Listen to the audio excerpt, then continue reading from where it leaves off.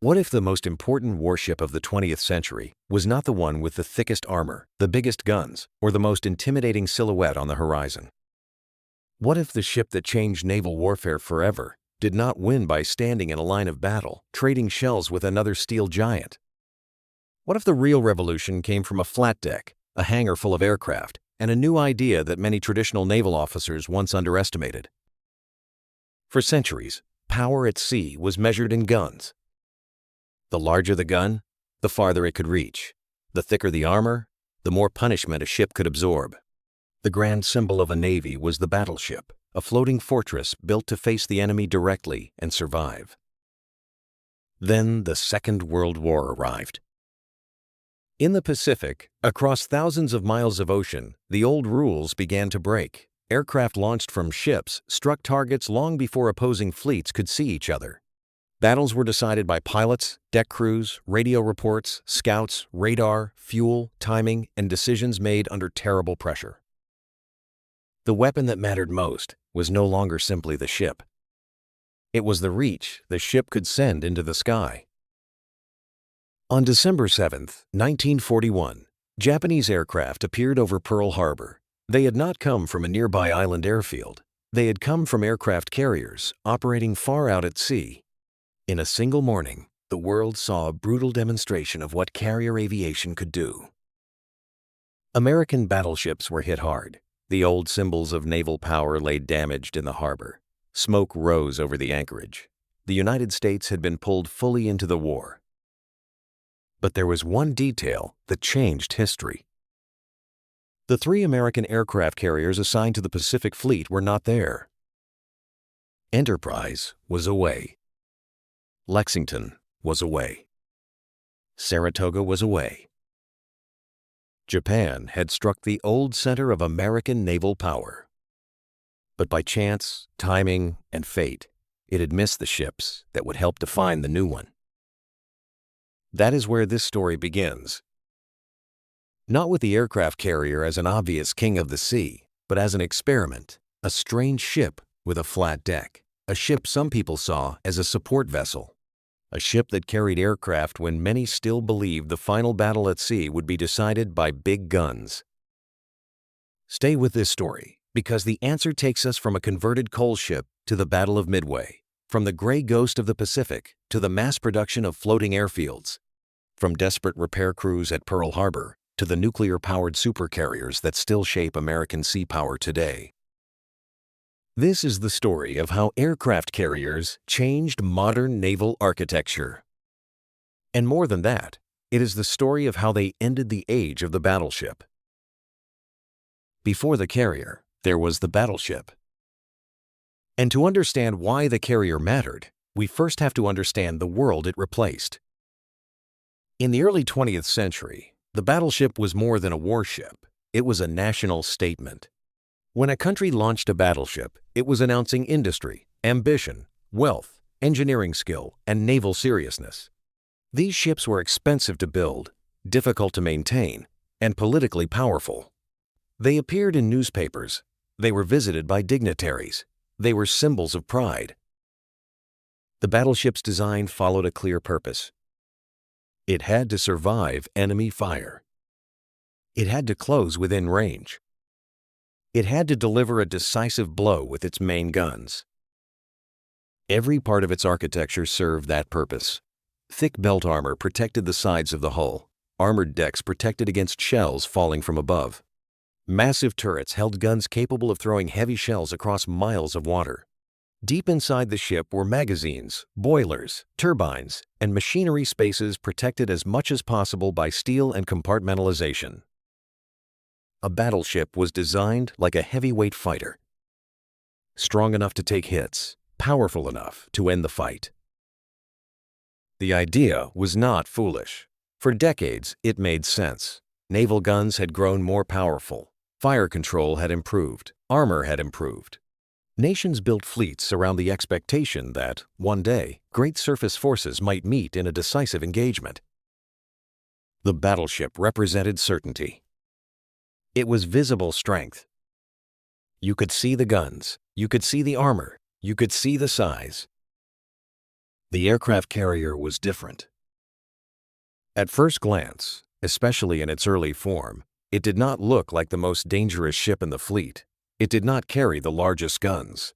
It was not meant to trade broadsides with a battleship. Its strength was indirect. Its power was stored in aircraft, fuel, elevators, hangars, mechanics, pilots, and procedures. This made the carrier harder to understand. A battleship's threat was obvious. A carrier's threat could be hundreds of miles away. That single fact changed everything. The first American aircraft carrier was the USS Langley, CV-1. It had not been built as a carrier. It began life as the USS Jupiter, a collier, a ship designed to carry coal. In the early 1920s, the Navy converted it into an aircraft carrier. Think about that image. America's first aircraft carrier began as a coal ship. A vessel from the age of coal became the beginning of a new age of air power at sea. The Langley was not sleek by later standards. It did not have the power, speed, or air group of the carriers that would fight in the Second World War. But it gave the Navy something far more important than elegance. It gave the Navy experience. Pilots learned the strange art of landing on a moving deck. Deck crews learned how to handle aircraft in wind, spray, noise, and danger. Officers learned that a carrier was not merely a ship with a runway attached, it was a complete operating system. Aircraft had to be moved, fueled, armed, launched, recovered, repaired, and moved again. A carrier's rhythm was not the rhythm of a gunship.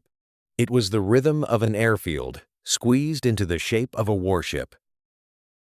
That was the first great architectural shift. A battleship was built around guns and armor. A carrier was built around flight operations. The flight deck became central. The hangar became vital. Elevators became arteries between the hangar and the deck. Aviation fuel storage became a major design concern. Weapons storage had to support bombs, torpedoes, and later rockets. Maintenance spaces had to keep aircraft flying. The crew had to include not only sailors but aviators, mechanics, armorers, fuel handlers, radio specialists, and flight deck teams. A carrier was not just a ship. It was a floating air base. That phrase can sound simple today because we are used to the idea, but in the 1920s and 1930s, it was revolutionary. The Navy learned through exercises, experiments, and mistakes. Ships changed. Aircraft changed, procedures changed. The Langley helped prove that the concept was possible, but it did not yet prove that carriers would dominate naval warfare. For that, the Navy needed larger ships. Faster ships. Ships that could carry real air groups and operate with the fleet. That led to Lexington and Saratoga. The USS Lexington and USS Saratoga were originally planned as battlecruisers. Their hulls came from the old world of naval thinking, where speed and heavy guns were supposed to create a powerful striking force. But after the Washington Naval Treaty limited capital ship construction, the United States converted those hulls into aircraft carriers. This is one of the most symbolic moments in naval architecture. A hull imagined for guns became a ship designed for aircraft. The old idea did not vanish. It was physically transformed into the new one. Lexington and Saratoga were large, fast, and capable. They showed that carriers could operate serious air groups. They allowed the Navy to practice long-range scouting, surprise attacks, and fleet aviation on a scale that Langley never could. In exercises between the wars, carriers sometimes shocked observers by showing how far aircraft could extend the eyes and fists of the fleet. A carrier could launch scouts to search huge areas of ocean. It could send aircraft toward an enemy base or fleet before guns could matter. It could threaten ships that never saw it. But old beliefs remained strong.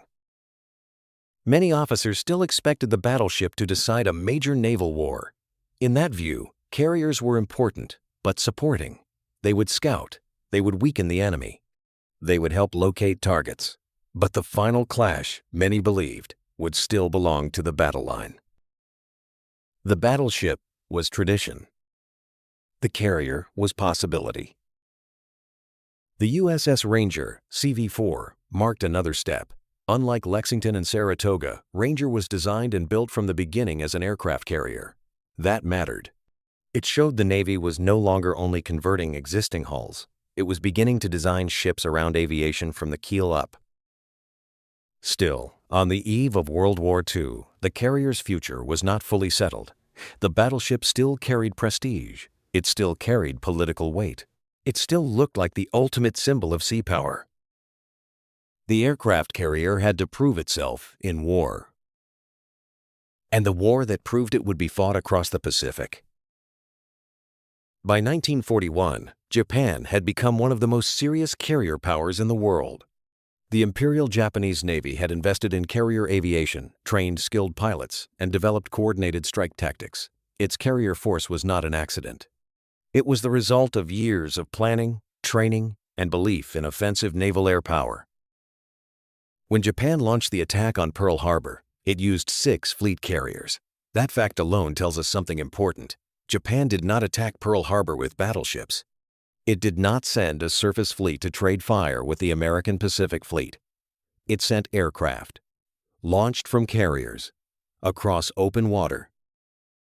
The attack achieved surprise. It damaged battleships, aircraft, facilities, and the confidence of a nation that had believed the Pacific Ocean gave it distance and warning. But the carriers were missing. Enterprise, Lexington, and Saratoga survived because they were not in port. This was not the result of some grand American trap. It was timing.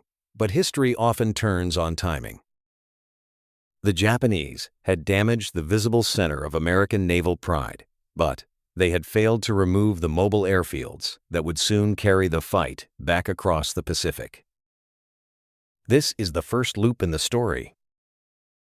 Remember those 3 names: Enterprise, Lexington, Saratoga.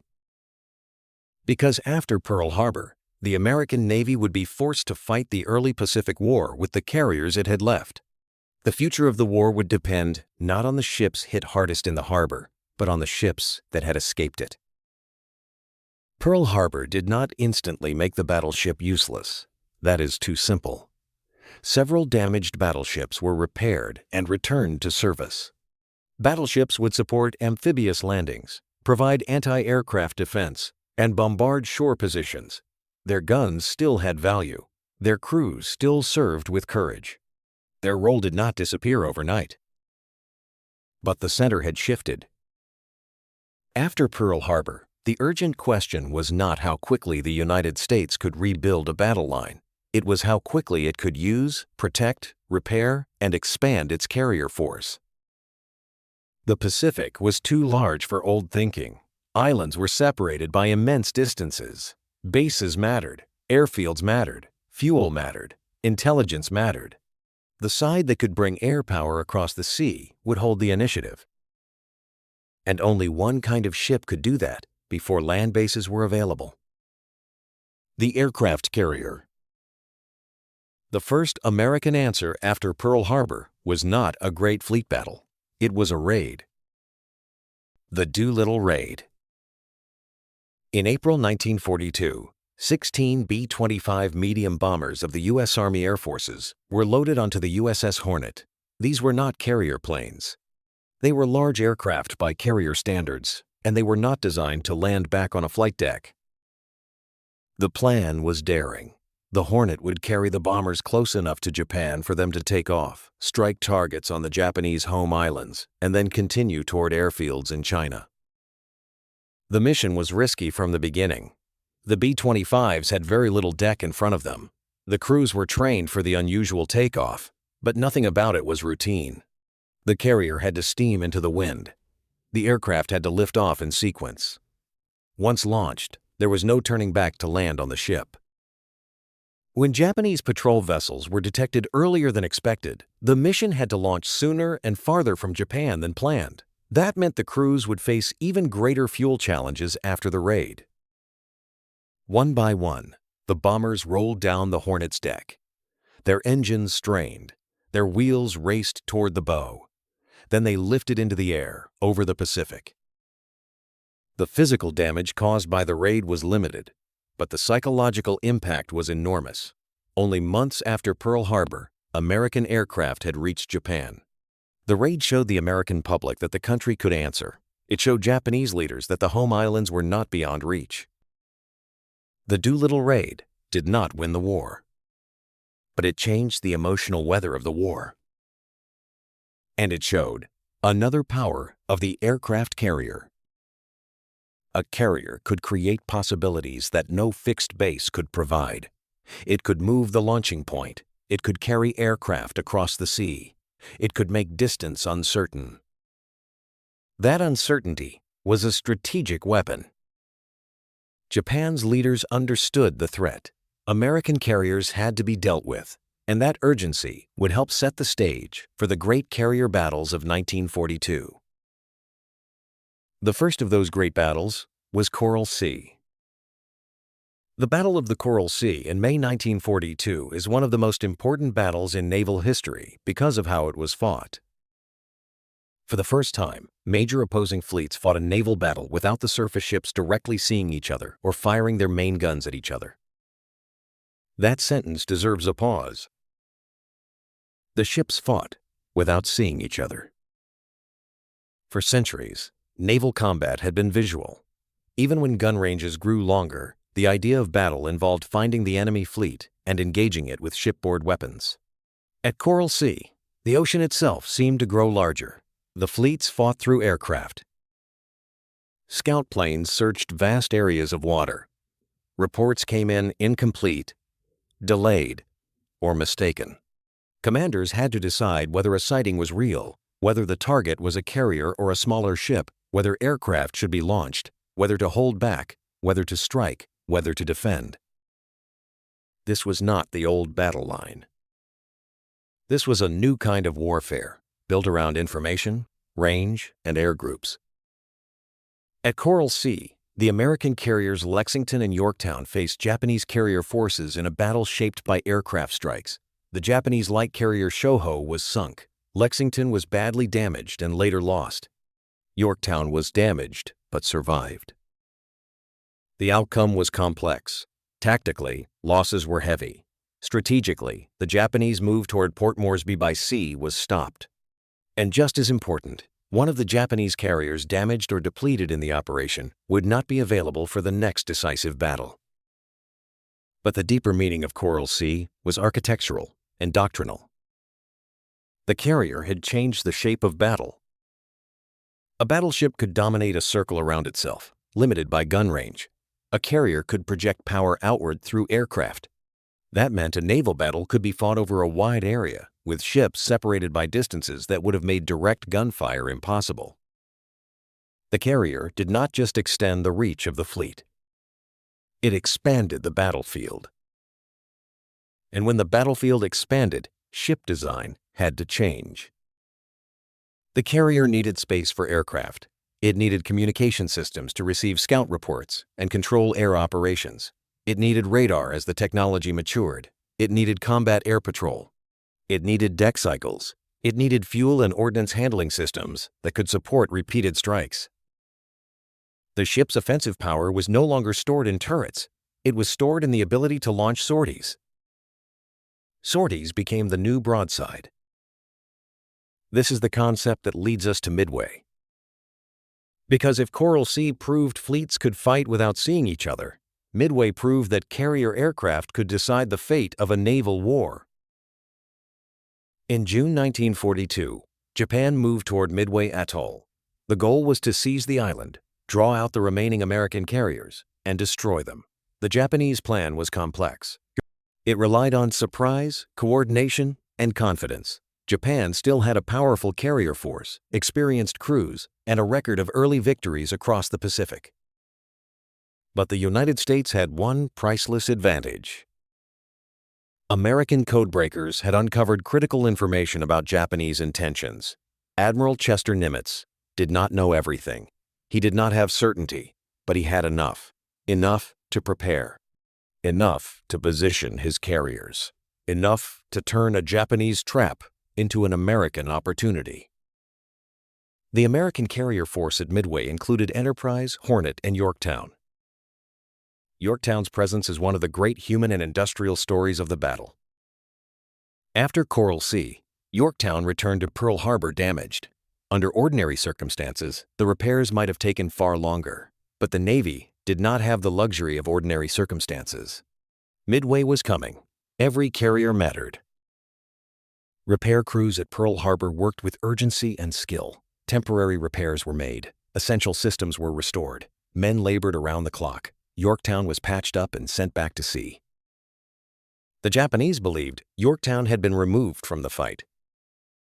Pearl Harbor's repair crews had another idea. That line belongs in the heart of this story because it shows what American naval power really was.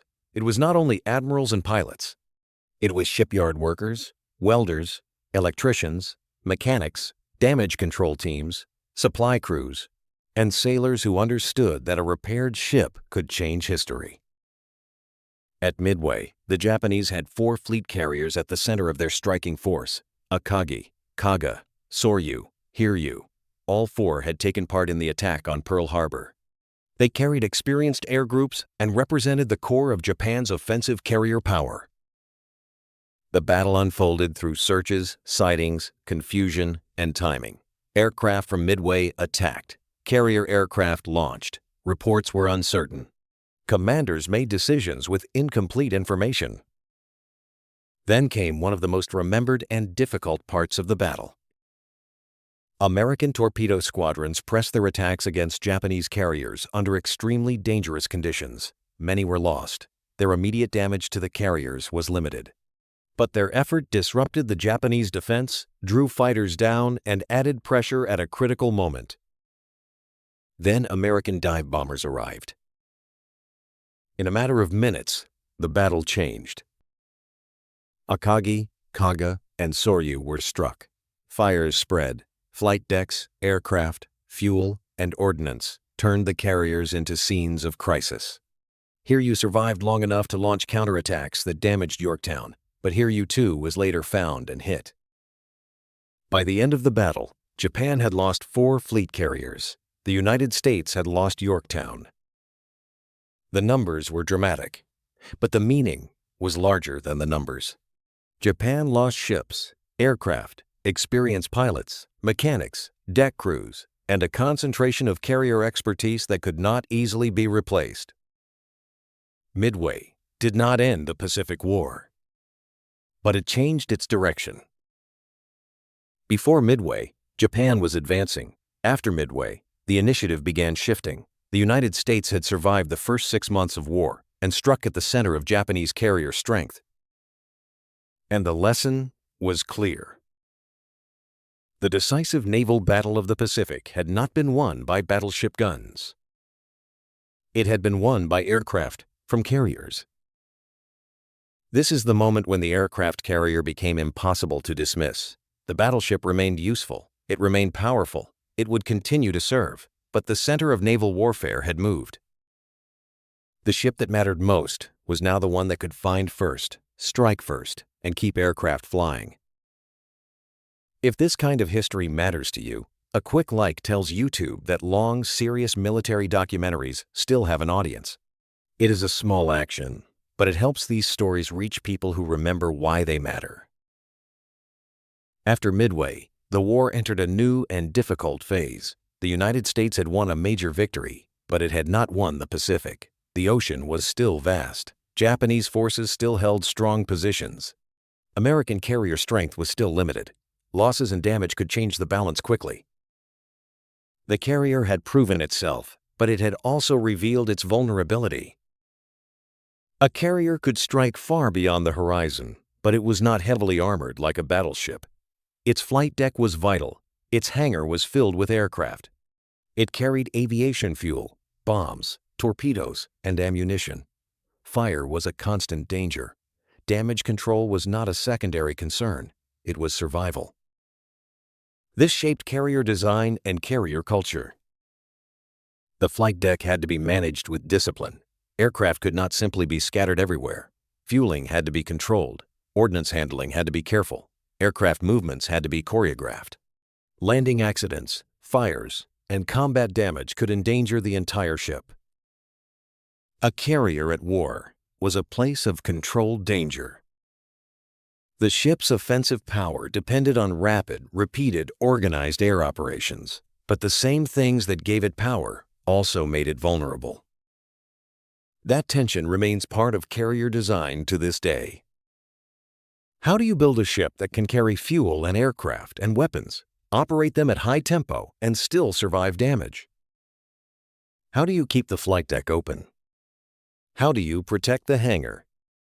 How do you move aircraft quickly without creating chaos? How do you fight fires? How do you repair damage while continuing the mission? The carrier made naval architecture more complex because it combined the problems of ship design with the problems of airbase design.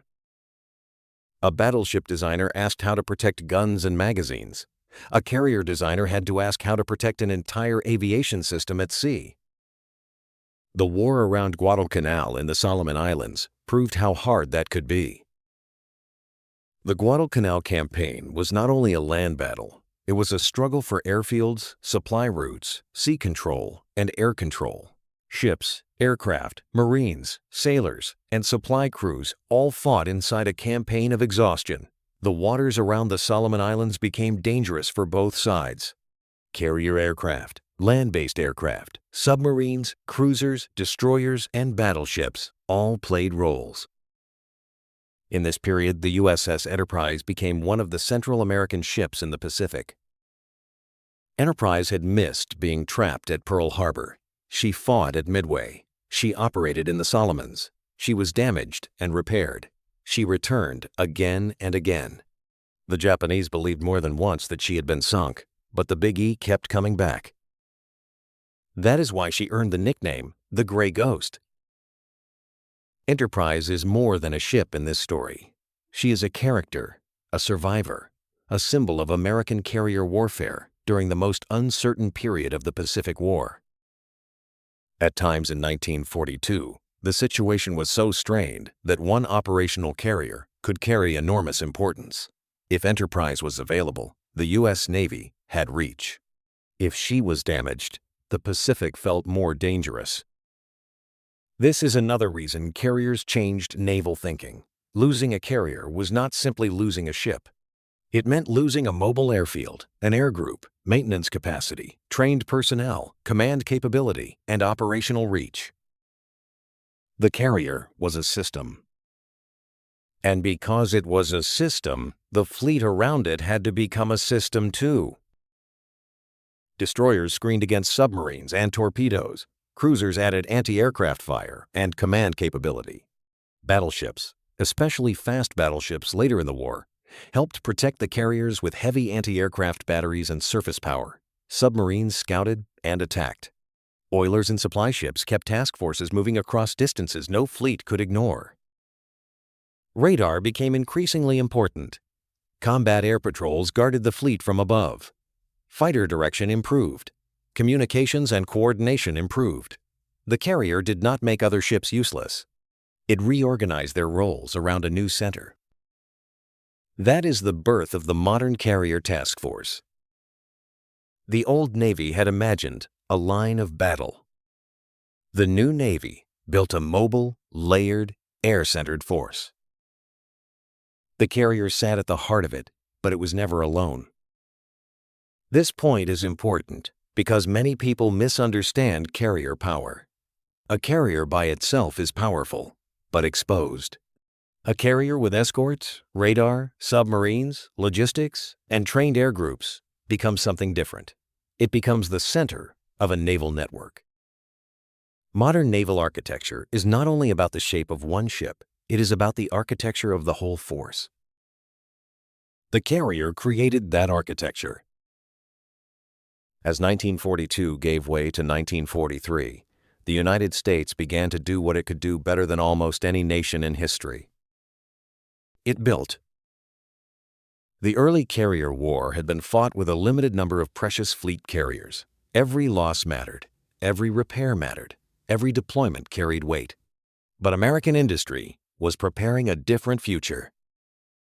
The Essex-class carriers began to arrive. The USS Essex, CV-9, was commissioned at the end of 1942. More ships of the class followed. These were not experimental carriers or conversions from battlecruiser hulls. They were fleet carriers built for the war America was now fighting. The Essex-class represented maturity. They had the size, speed, aircraft capacity, and operational flexibility needed for sustained Pacific operations. They could carry powerful air groups. They could operate with fast task forces. They could support offensive campaigns over great distances. Their design reflected lessons learned in combat. The flight deck had to support launch and recovery cycles. The hangar had to support maintenance and storage. Elevators had to move aircraft efficiently. Anti-aircraft weapons had to defend the ship. Radar and command spaces had to support modern air defense and strike coordination. The Essex carriers were not perfect. No warship is. But they arrived in numbers, and numbers changed everything. At the beginning of the Pacific War, America had to protect a small carrier force. By the middle of the war, America was building carrier power at a scale Japan could not match. This industrial shift is essential for your understanding of the war. Courage mattered, strategy mattered, intelligence mattered, but production also mattered. The United States could build carriers, aircraft, engines, spare parts, weapons, and support ships in staggering quantities. It could train new crews, replace losses, and sustain campaigns across an ocean. A carrier without aircraft is only a ship. A carrier without fuel cannot project power. A carrier without trained deck crews cannot keep up the pace. A carrier without logistics cannot remain in the fight. America learned to build the entire system. The Essex-class carriers became a major part of the fast carrier task forces that pushed the war westward. They struck island bases, supported amphibious landings, attacked shipping, raided airfields, and brought mobile air power deeper into the Pacific. They also helped show the final form of the World War II carrier revolution. A carrier was no longer just a scout for the battle line. It was the battle line. But the story of American carrier production is not only the story of the big fleet carriers. It is also the story of smaller, humbler ships that rarely receive the same fame. Escort carriers. They were smaller, slower, and less glamorous than fleet carriers. Some were built on merchant ship hulls. They could not operate like Essex-class carriers in high-speed fleet actions. They were not designed to be the spearhead of fast carrier raids. But they were essential. Escort carriers protected convoys. They hunted submarines. They transported aircraft. They supported amphibious landings. They gave air cover to forces that otherwise might have had none. They freed the larger fleet carriers for major offensive operations. This is another way the aircraft carrier changed naval architecture. It created categories of ships built around different aviation missions. Not every carrier needed to be a giant. Some needed to be available, numerous, and practical. The Casablanca-class escort carriers are a striking example of American industrial output. 50 were built. 50 small floating airfields, produced at remarkable speed, added to the Navy's ability to cover oceans and support campaigns. Think about what that means. The United States did not just build aircraft carriers. It mass-produced sea-based air power. That is a very American part of the story. The genius was not only in one great ship or one dramatic battle. It was in scale, supply, repair, training, and repetition. The carrier age was won not just on flight decks, but in shipyards. The transformation also changed the human life of a warship. A battleship crew lived around guns, engineering spaces, armor, turrets, and fire control. A carrier crew lived around aircraft operations. The flight deck became one of the most dangerous workplaces in the world. Sailors worked around spinning propellers, moving aircraft, fuel lines, bombs, torpedoes, arresting wires, and wind over deck. Every color, every signal, every movement had meaning. Deck crews had to coordinate in noise so loud that normal speech was impossible. Timing mattered. Space was limited. A mistake could damage an aircraft, injure a man, or interrupt an entire launch cycle. The carrier created a new kind of sailor. A sailor who understood aviation. A sailor who fought the war with wrenches, hoses, tie-downs, radios, signals, and muscle. A sailor whose battlefield might be a flight deck at dawn with aircraft launching into the wind. Pilots became the visible edge of the carrier's power, but they depended completely on the men below them. Mechanics kept engines running. Armorers prepared weapons. Fuel crews worked carefully under pressure. Plane handlers moved aircraft through crowded decks. Landing signal officers guided returning pilots. Radio teams and fighter directors helped manage the airspace around the fleet. The carrier was an ecosystem. And this ecosystem reshaped naval life. As the United States advanced across the Pacific, carriers helped make amphibious warfare possible at the scale required. Many islands were beyond easy reach of land-based aircraft. Before an airfield could be captured and used, the landing forces needed air cover. Carriers provided it. Fighters protected the fleet and landing beaches. Bombers attacked enemy positions and airfields. Reconnaissance aircraft searched ahead. Anti-submarine patrols protected valuable ships. Later, as land bases were captured, the carrier force could move onward to the next objective. This mobile air power allowed the United States to move across the Pacific in a way that would have been far more difficult in a battleship-centered navy. Battleships still mattered in shore bombardment. Their guns could support landings. Their anti-aircraft batteries could help defend the fleet. But they were no longer the strategic reach of the Navy. They were part of the system. The carrier increasingly defined where the system could go. By 1944, that system had become powerful enough to strike at the outer defenses of the Japanese Empire and support the return to the Philippines. That brings us to Leyte Gulf. The Battle of Leyte Gulf in October 1944 was one of the largest naval battles in history. It was not one simple engagement. It was a vast series of actions connected to the American landing on Leyte and the broader return to the Philippines. Leyte Gulf matters because it shows the old and new forms of naval warfare colliding. There were aircraft carriers, escort carriers, battleships, cruisers, destroyers, submarines, land-based aircraft, carrier aircraft, and amphibious forces. It was a massive, complicated struggle in which the Japanese Navy attempted a desperate counterattack against the Allied invasion force. One part of the battle, Surigao Strait, became one of the last battleship actions in history. American battleships, some of them Pearl Harbor survivors, helped defeat a Japanese force attempting to pass through the strait. Symbolically, it was extraordinary. Ships damaged in the opening attack of the war had returned to fight in one of the final great surface actions. But the larger meaning of Leyte Gulf belonged to air power and carriers. At Cape Engano, American carrier aircraft attacked Japanese carriers used in part as bait. In the Sibuyan Sea, aircraft attacked powerful Japanese surface ships. Off Samar, a small American force known as Taffy 3 faced a much stronger Japanese surface force in one of the most dramatic actions of the Pacific War. Taffy 3 was made up of escort carriers, destroyers, and destroyer escorts. These were not the largest ships in the Navy. They were not built to stand in a classic gunnery duel against battleships and heavy cruisers. But when they were threatened, their aircraft launched, their escorts fought with extraordinary determination, smokescreens were laid, and the small force resisted against great odds. Off Samar shows the carrier revolution in a very human way. Even small carriers carried aircraft. Even support carriers could influence a surface fight. Even when surprised and outgunned, a carrier group had options that an older naval force might not have had. Aircraft could harass. Aircraft could confuse.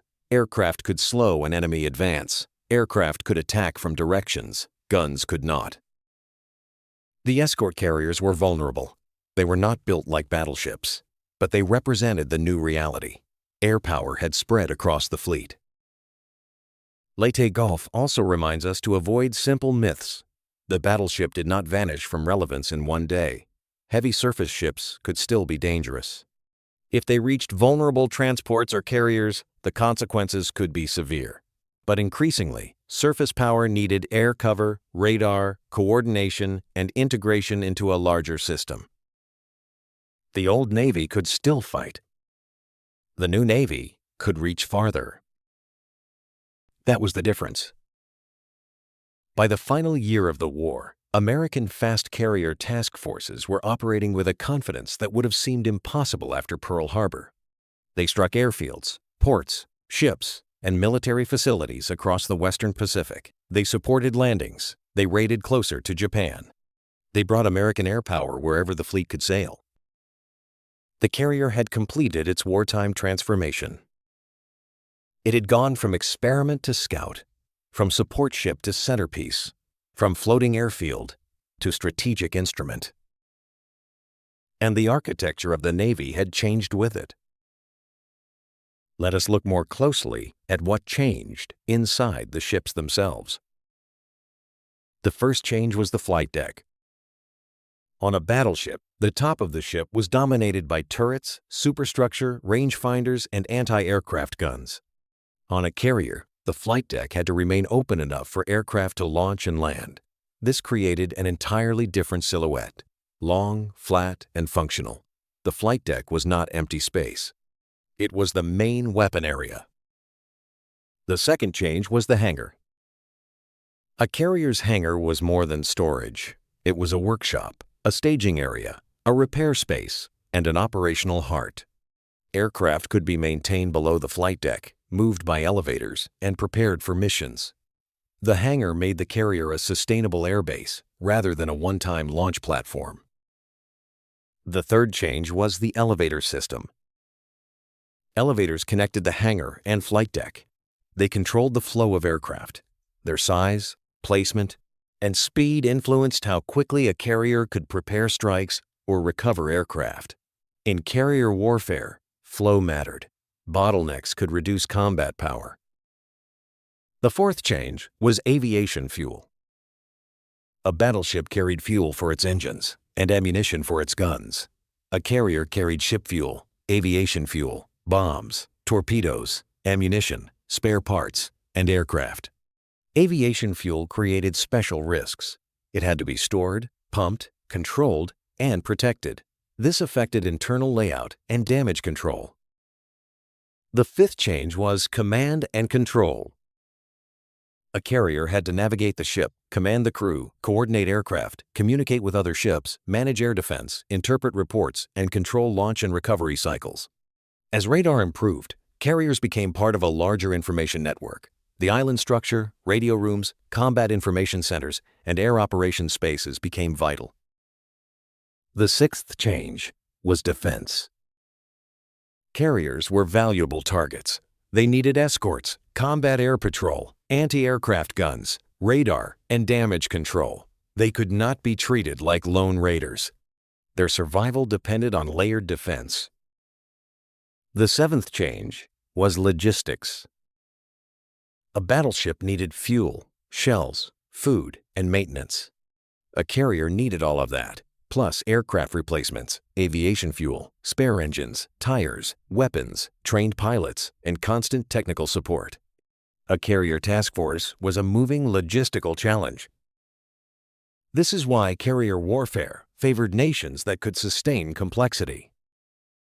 The United States could do that at extraordinary scale. And that scale was one of the reasons the carrier became the foundation of American naval power after World War II. When the war ended in 1945, the carrier had nothing left to prove, but it had many problems left to solve. The aircraft of World War II were propeller-driven. Fighters, dive bombers, torpedo bombers, and later more advanced carrier aircraft had shaped wartime design. But aviation did not stop in 1945. Jet aircraft arrived. They were faster, heavier, and more demanding.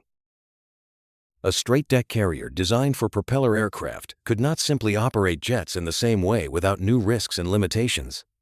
Jets needed more launch assistance. They landed faster. They required stronger arresting systems.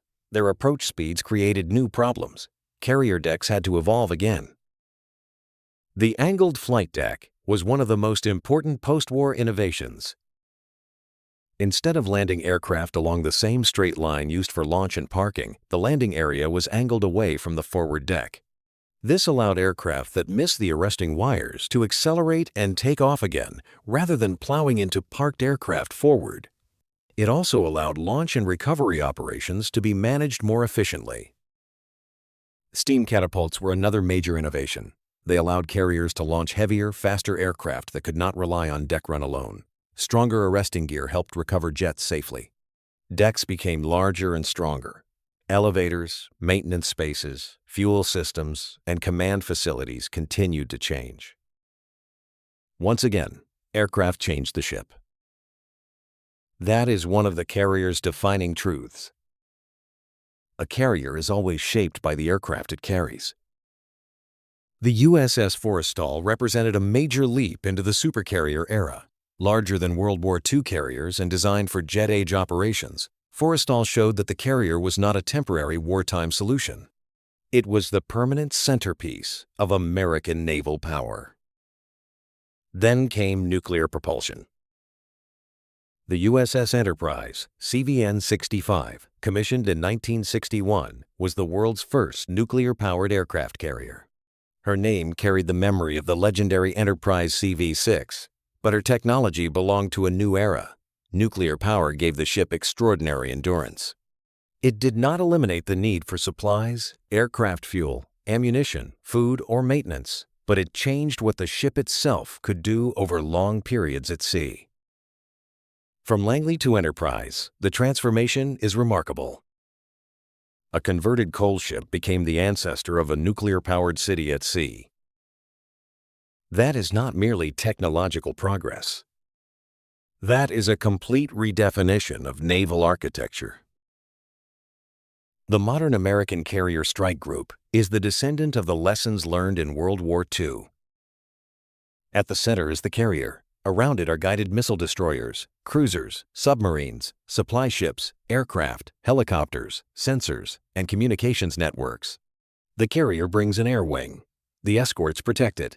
The supply ships sustain it. The submarines extend its reach and defense. The entire group operates as a coordinated system. This system has roots in the hard lessons of the Pacific War. Pearl Harbor showed what carrier aircraft could do to ships without adequate air defense. Coral Sea showed that fleets could fight beyond sight. Midway showed that carriers could decide a strategic turning point. Guadalcanal showed how precious and vulnerable carriers could be. The Essex-class showed the power of purpose-built production. Escort carriers showed the value of smaller floating airfields. Leyte Gulf showed the old and new worlds colliding in the same battle. And the post-war era showed that the carrier would keep evolving as aircraft evolved. This is why the phrase aircraft carrier can almost understate the concept. A carrier is not only a ship that carries aircraft. It is a ship that carries national reach. It can move air power without asking for a nearby land base. It can arrive in a crisis. It can support allies. It can deter enemies. It can provide surveillance, strike capability, air defense, command presence, and sometimes humanitarian support. It is a military instrument, a diplomatic signal, and a logistical achievement at the same time. A battleship could show the flag. A carrier could bring an air wing. That difference changed modern sea power. But a serious history must also respect what the carrier did not do. It did not make courage automatic. The men who served on carriers faced real danger. Pilots launched into uncertain skies. Deck crews worked in hazardous conditions. Damage control teams confronted fire, smoke, flooding, and structural damage. Escort crews protected valuable ships under pressure. Repair crews restored damaged carriers with urgency and skill. It did not make battleships worthless overnight. Battleships remained useful for shore bombardment, anti-aircraft defense, and surface power. some Pearl Harbor battleships returned to fight with distinction. The old ships still had work to do. It did not make war clean or simple. Carrier warfare could be costly, confusing, and unforgiving. Search reports could be wrong. Weather could hide fleets. Aircraft could miss targets. Fuel could run low. Communications could fail. A few minutes of timing could decide the outcome of a battle. The carrier did not remove uncertainty from naval war. It expanded it. Because now, a commander had to think not only about ships, but about aircraft range, deck cycles, scouting arcs, fighter cover, radar contact, pilot fatigue, weather over the target, weather over the carrier, fuel state, recovery windows, and the location of an enemy force that might never be seen from the bridge. The carrier made naval warfare more powerful. It also made it more complex. And complexity rewards preparation. That is one of the reasons the United States adapted so effectively. The Navy learned quickly, sometimes through painful experience. American industry built ships and aircraft. Training pipelines expanded. Radar and fighter direction improved. Damage control procedures matured. Logistics stretched across the Pacific. Carriers became more numerous and more capable. By the end of the war, America had not simply replaced battleships with carriers. It had built a new kind of navy. A navy organized around mobile air power. To see how deep the change went, we have to look beyond the famous battles and into the daily mechanics of carrier warfare. A battleship was designed for moments of impact. Its great guns might fire in salvos, correct, fire again, and gradually walk shells toward a target. The architecture of the ship supported that rhythm. Ammunition hoists lifted shells and powder from magazines to turrets. Fire control teams calculated range and bearing. Armor protected the vital spaces. The ship was a weapon that pointed itself at another ship. A carrier fought in cycles. Before sunrise, aircraft might be warmed up on the flight deck. Mechanics checked engines. Armorers prepared weapons. Fuel crews moved carefully. Pilots received briefings. The ship turned into the wind. Aircraft launched in a sequence that had to be organized with precision. Then the deck had to be rearranged for the next phase. Returning aircraft had to be recovered. Damaged aircraft had to be moved. Some had to be repaired. Others had to be pushed aside. The next strike had to be prepared. The carrier's battle was not one broadside. It was a day of repeated effort. That changed the meaning of endurance. A battleship might be judged by how much punishment it could take and how hard it could hit. A carrier also had to be judged by how many aircraft it could keep operational, how fast it could cycle them, how well its crew could control the deck, and how quickly it could recover from disruption.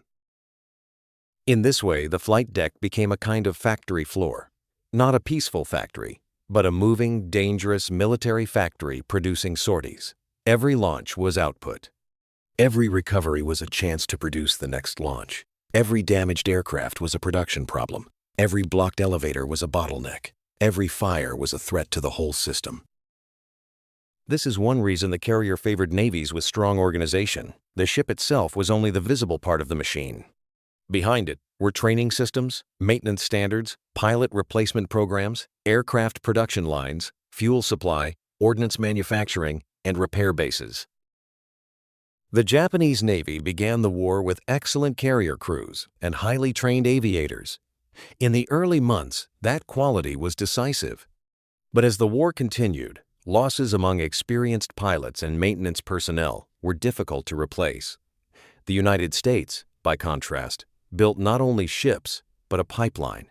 More aircraft, more pilots, more mechanics, more carriers, more fuel, more replacement parts.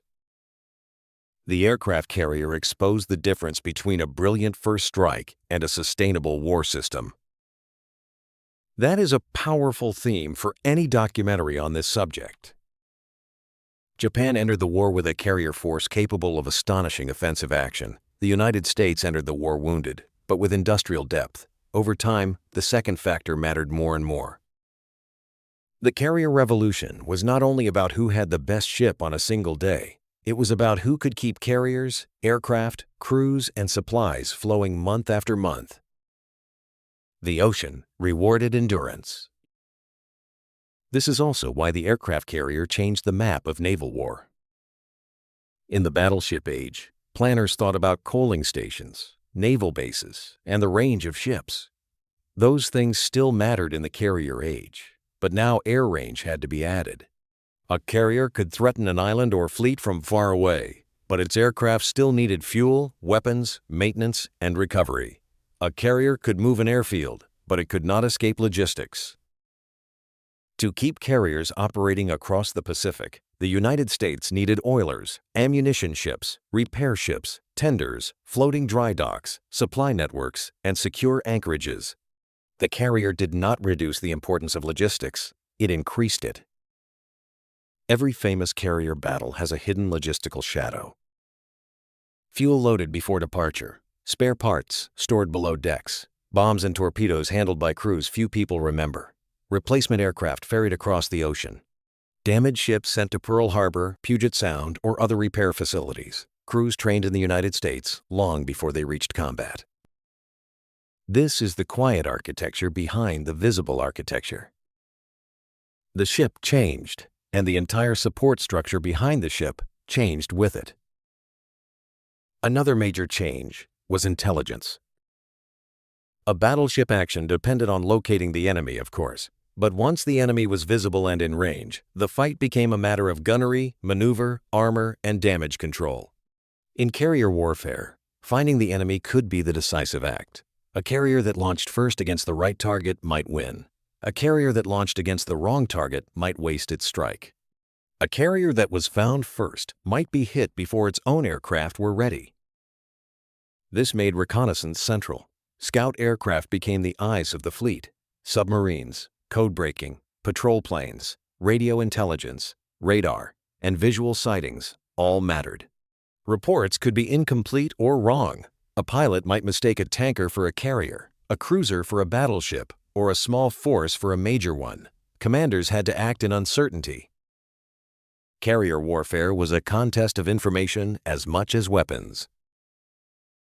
Midway is the classic example. American code-breaking did not guarantee victory, but it gave Nimitz the ability to position his limited carrier force in the right place. Search planes and timing then shaped the battle.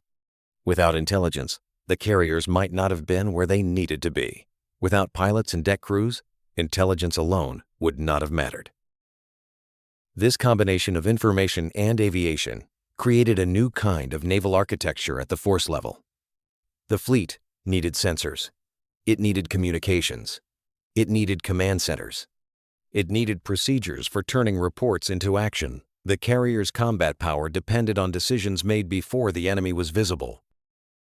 That is one of the most modern aspects of the Second World War carrier. It points directly toward today's networked naval warfare. Radar deepened the transformation. Early in the war, radar was still being integrated into naval operations. As the war progressed, radar improved detection, fighter direction, air defense, and night operations. A carrier task force with better radar and fighter control could defend itself more effectively. It could direct combat air patrols toward incoming threats and manage the air battle around the fleet. The carrier was no longer only a ship with aircraft. It became part of an information system. That is another reason the island and internal command spaces mattered. The bridge alone was not enough. A modern carrier needed spaces where information could be gathered, interpreted, and used. The Combat Information Center became increasingly important in American warships. This was architecture driven by data, not just steel. The future Navy was already taking shape.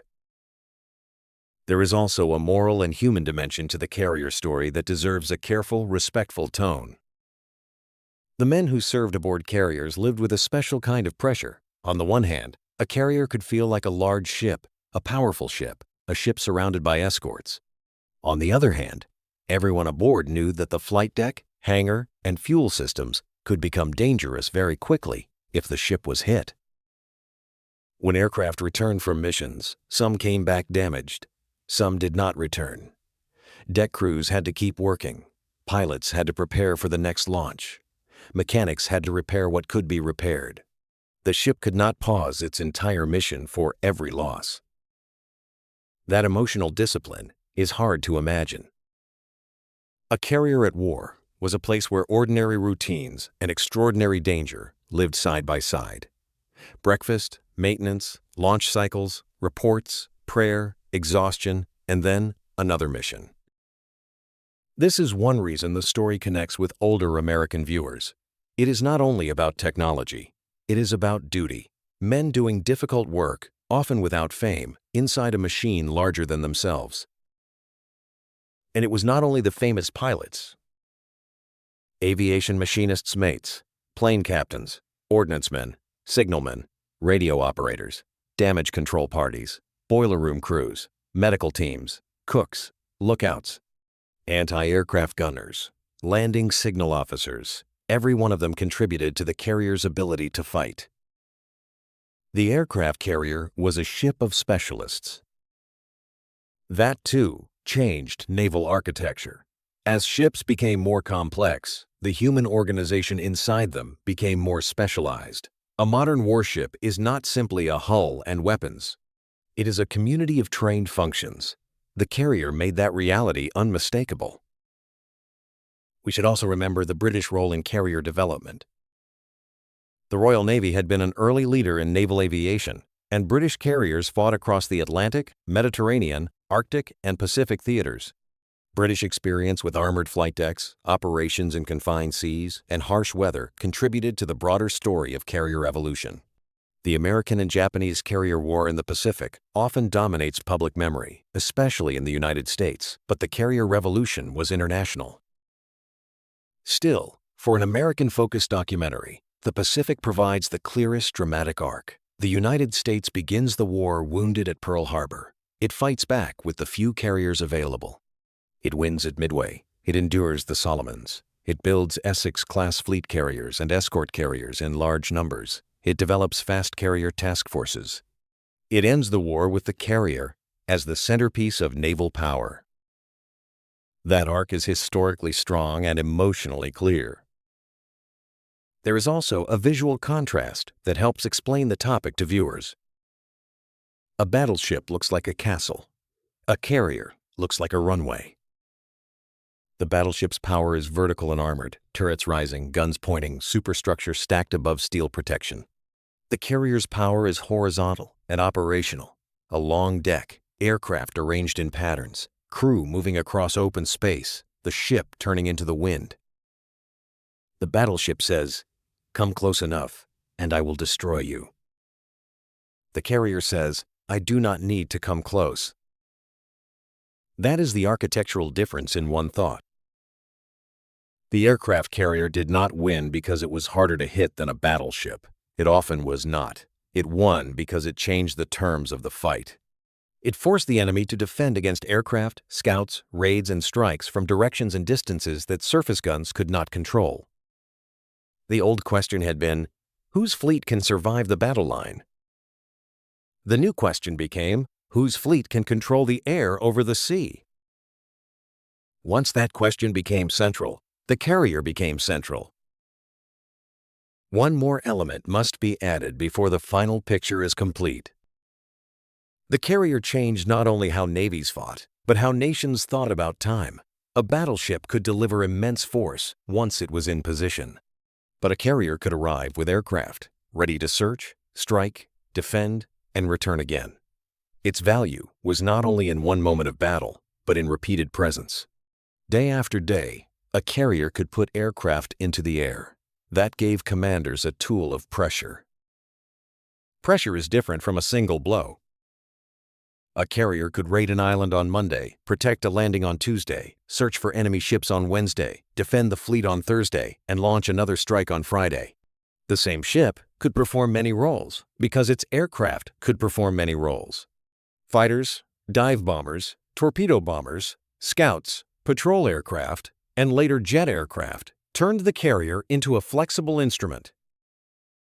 This flexibility changed naval planning. A battleship was powerful but specialized around surface firepower. A carrier could adapt its air group to the mission. It could emphasize fighters for defense, strike aircraft for attack, reconnaissance for searching, or support aircraft for broader operations. The ship became a platform whose character could change with the aircraft it carried. That idea is central to modern military design. The platform matters, but the systems it carries can matter even more. The carrier also changed national imagination.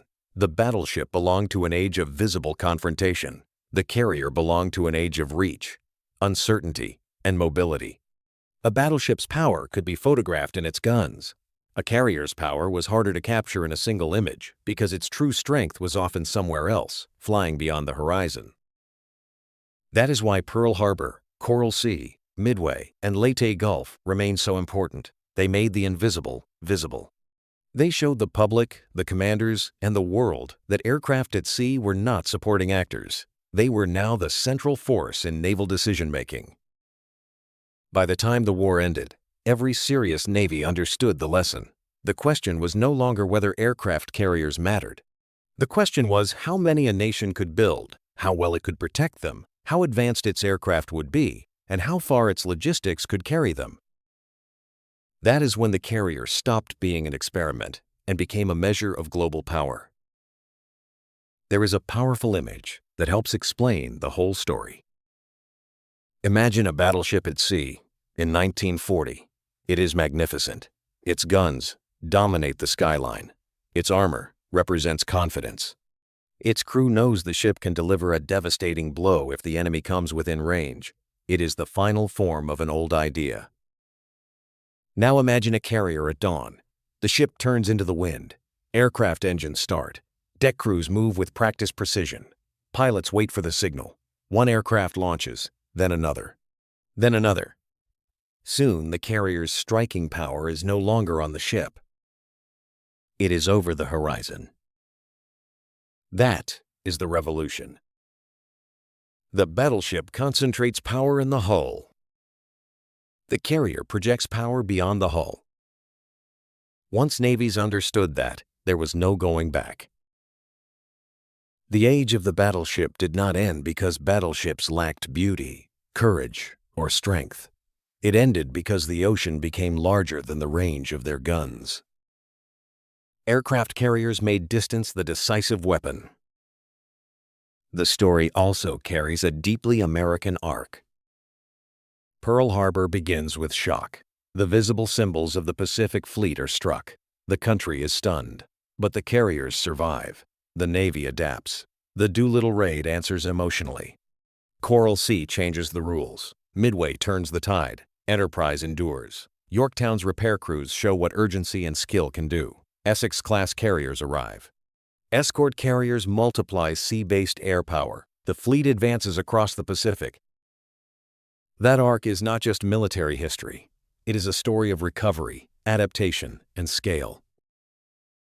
It is the story of a nation learning faster than the crisis can defeat it. For viewers who grew up hearing about World War II, this matters because it connects familiar names to a larger transformation. Pearl Harbor was not only an attack, it was the opening proof that naval air power had become decisive. Midway was not only a victory, it was the moment the carrier became the central ship of the Pacific War. Enterprise was not only a decorated vessel, she was the living symbol of carrier endurance. And the modern supercarrier is not an isolated invention. It is the descendant of every lesson learned on those wartime flight decks. Before we bring the story home, if you have stayed with the full documentary, consider subscribing. This channel is built for viewers who appreciate serious history, classic military engineering, and the stories behind the machines that change the world. Now let us return to the central question. How did aircraft carriers change modern naval architecture? They changed it by moving the center of naval power from the gun turret to the flight deck. They changed it by making the hangar, elevator, catapult, arresting wire, aircraft fuel system, radar room, and flight deck crew as important to sea power as armor and guns once were. They changed it by forcing fleets to organize around air operations. They changed it by turning ships into platforms for reach. They changed it by proving that a fleet could fight beyond visual range. They changed it by making logistics, repair, aviation maintenance, and deck cycles part of combat power. They changed it by making the Navy think in 3 dimensions: surface, air, distance. And once that happened, the world's navies had to adapt. The carrier age did not arrive politely. It arrived through fire, risk, error, courage, production, and hard lessons at sea. It arrived through ships that were damaged and repaired, through pilots who launched into uncertainty, through sailors who worked dangerous decks, through commanders who had to make decisions with incomplete information, and through industrial workers who built the platforms that made victory possible. It arrived because reality forced it to arrive. The battleship had dominated imagination because it was visible power. The carrier dominated the future because it was movable air power. And that is why, even today, when the United States wants to signal presence in a distant part of the world, the question often asked is not where the battleships are. It is where the carriers are. The story began with experiments. A coal ship converted into Langley. Battlecruiser hulls turned into Lexington and Saratoga. Ranger built from the keel as a carrier. Skeptics still wondering whether aircraft could truly replace guns at the center of sea power. Then, war answered. Pearl Harbor showed the reach of carrier aviation. The Doolittle Raid showed the psychological power of a mobile launch platform. Coral Sea showed that fleets could fight without seeing each other. Midway showed that carriers could decide the direction of a war. Enterprise showed endurance. Essex showed production. Escort carriers showed scale and practicality. Leyte Gulf showed a world in transition. The post-war supercarrier showed that the transformation was permanent. In the end, the aircraft carrier did not simply defeat the battleship in a single duel. It made the battleship's central purpose less decisive. That is a deeper kind of victory. The carrier changed the battlefield so completely that the old champion no longer stood at the center of it. A battleship could still fire, but a carrier could search, strike, defend, and return from beyond the horizon. That is how naval architecture changed. Not by replacing steel with air, but by making steel serve air. The flight deck became the new main battery.